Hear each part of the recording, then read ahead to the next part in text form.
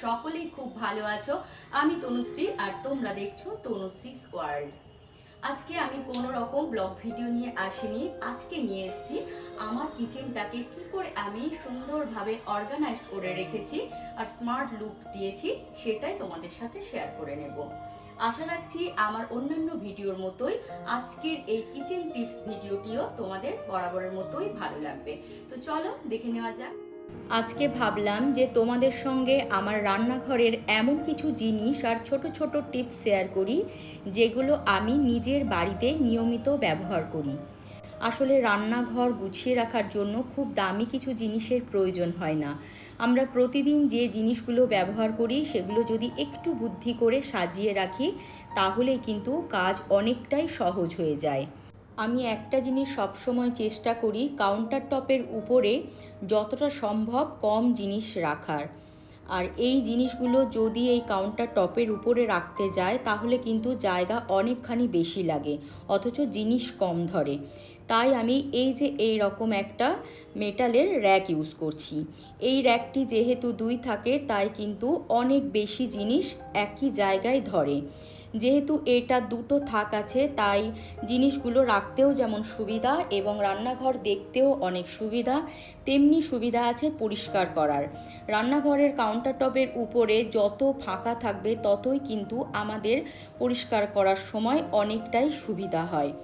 আমার কাছে ফ্রিজে পাতার জন্য কিছু পুরনো ম্যাট ছিল, তো সেই ম্যাটটাই আমি কেটে নিয়ে যেহেতু এটা মেটালের তার উপরে দিয়ে দিয়েছি। তো এই যে সাইজ মতো কেটে নিয়েছি, লাল কালারের যেটা তোমরা দেখতেই পাচ্ছ সেটা এটার উপরে দিয়ে রেখেছি যাতে আরও জিনিসটা ভালো লাগে দেখতে। আর এটার সুবিধা কি বলতো, যখনই আমি রান্নাঘরের কাউন্টার টপ পরিষ্কার করব তখনই কিন্তু এই র্যাকটা টেনে নিয়েই তলাটা মুছে নিতে পারবো। আর এই দেখো, দেখতে যাতে আরও সুন্দর লাগে তার জন্য কিন্তু ছোট্ট ছোট্ট দুটো প্ল্যান্ট রেখেছি। আর নিচের যে প্ল্যান্টটা দেখছো সেটা কিন্তু অবশ্যই অরিজিনাল আর উপরেরটা হচ্ছে আর্টিফিশিয়াল। তো আমি রান্নাঘরে সব সময়ই কিছু কিছু প্ল্যান্ট রেখে দিই যাতে আমার রান্নাঘরের কাজগুলো করতে বোরিং না লাগে। তো সেকেন্ড যে টিপসটা তোমাদের সাথে শেয়ার করব সেটা হলো এই যে কাপ হোল্ডার। তো আমার কাছে প্রথমে এরকম একটা কাপ হোল্ডার ছিল যেটা কাউন্টার টপের উপরেই স্ট্যান্ড করে রাখা যেত, কিন্তু কাউন্টার টপটা যেহেতু আমি ফাঁকা রাখা পছন্দ করি, কারণ আমাদের যখন রান্নাঘরে আমরা রান্নার কাজকর্ম করি তখন কিন্তু অনেক সময় ছড়িয়ে ছিটিয়ে কাজকর্ম করতে হয়, কারণ আমাদের সংসারী মেয়েদের তখন অনেক কিছুই কিন্তু তাড়াহুড়োর মধ্যেই কাজ সারতে হয়। তার জন্য এই যে কাপ হোল্ডার যেটা ওয়ালে হ্যাঙ্গিং করে রাখা যায়, আমি ওয়ালের জন্যই কাপ হোল্ডারটা সেট করে নিয়েছি যাতে করে কাউন্টার টপটাও দেখতে বেশ ফাঁকা লাগে আর সুন্দর লাগে। আর সব থেকে বড় কথা হচ্ছে যেটা বেশি সুবিধা হয় সেটা হলো এটা দেখো, যেহেতু রাউন্ড শেপের আমি নিয়েছি, সবই কিন্তু আমি অনলাইন পারচেস করেছি, এগুলো ওয়ালের মধ্যে রাখা আছে, তো একটা একটাই কাপ থাকে, পিছনে বা কিছু এদিক ওদিকের কোনো ব্যাপার নেই, সামনে থেকেই একদম যখন যে প্রয়োজন মতো আমি কাপটা তুলে নিতে পারি। আর এটা যেহেতু দেখো সামনের দিকে প্লাস পিছনের দিকে দুই দিকে, তাই কিন্তু অনেকটাই অসুবিধা হতো। চলে এসেছি এইবার থার্ড টিপসে, সেটা হলো এই যে আমার চা, চিনি আর হচ্ছে কফির যে এই যে জারগুলো তোমরা দেখছো, এগুলোও কিন্তু আমি অনলাইনে পারচেস করেছি, যেগুলো সব সময় আমাদের নিত্য প্রয়োজন হয়।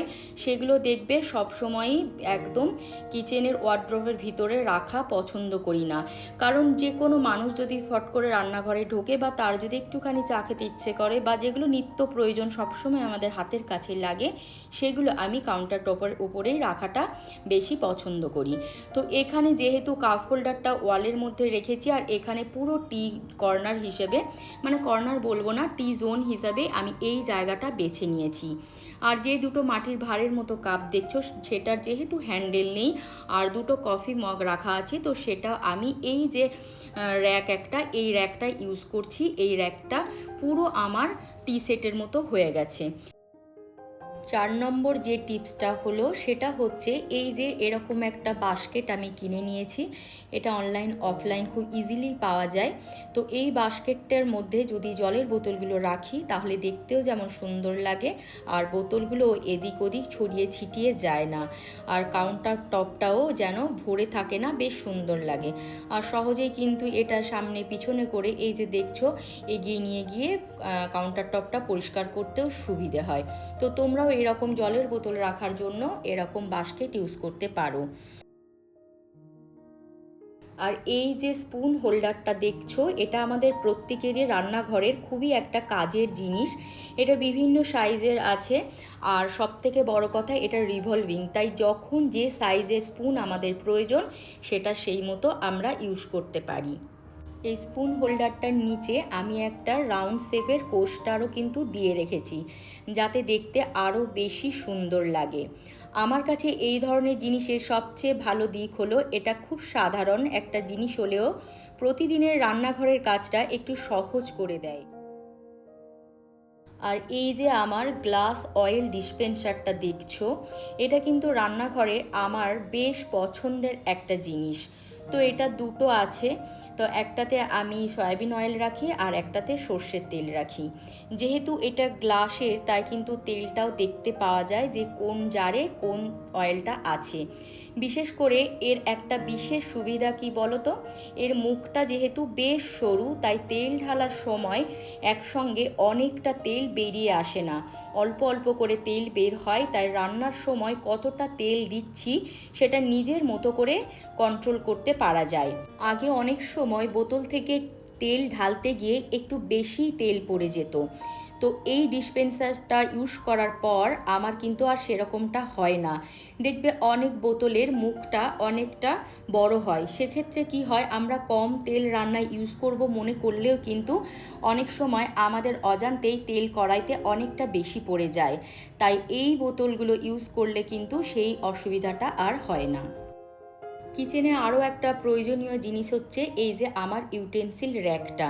তো ধোয়া বাসন সঙ্গে সঙ্গেই তো আর ক্যাবিনেটের মধ্যে ঢুকিয়ে রাখা যায় না, তাই আমি এই র্যাকটা ইউজ করি। এখানে বাসনগুলো ধুয়ে রেখে দিই, তারপর জল ঝরে শুকিয়ে গেলে তবেই কিন্তু ক্যাবিনেটের মধ্যে গুছিয়ে রেখে দিই। ধুয়ে রাখা ভেজা বাসনগুলো আলাদা করে কাপড় দিয়ে একটা একটা করে মুছে রাখার ঝামেলাও থাকে না। আরও একটা সুবিধা হচ্ছে বাসনগুলো এদিক ওদিক ছড়িয়ে না থেকে একটা নির্দিষ্ট জায়গায় থাকছে, ফলে কিচেন কাউন্টারটাও দেখতে অনেক বেশি গোছানো লাগে।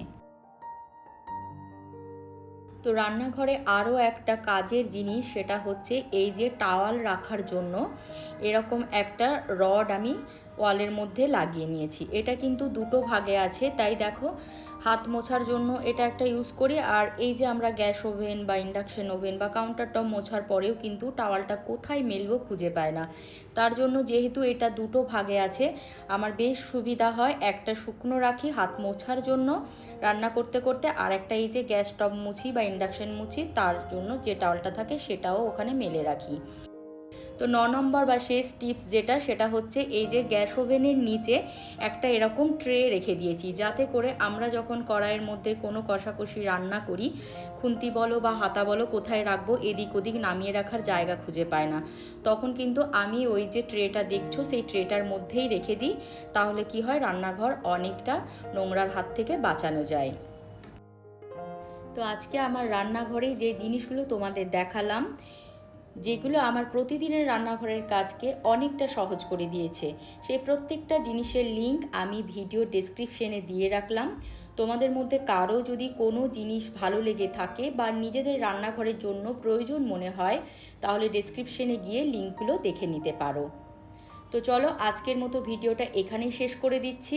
দেখা হবে আবার নতুন কোনো ভিডিওর সাথে। আমার ভিডিও যদি তোমাদের ভালো লেগে থাকে তাহলে অবশ্যই লাইক করে দিও, আর চ্যানেলে নতুন বন্ধু হয়ে থাকলে সাবস্ক্রাইব করে পাশে থাকতে পারো। টাটা।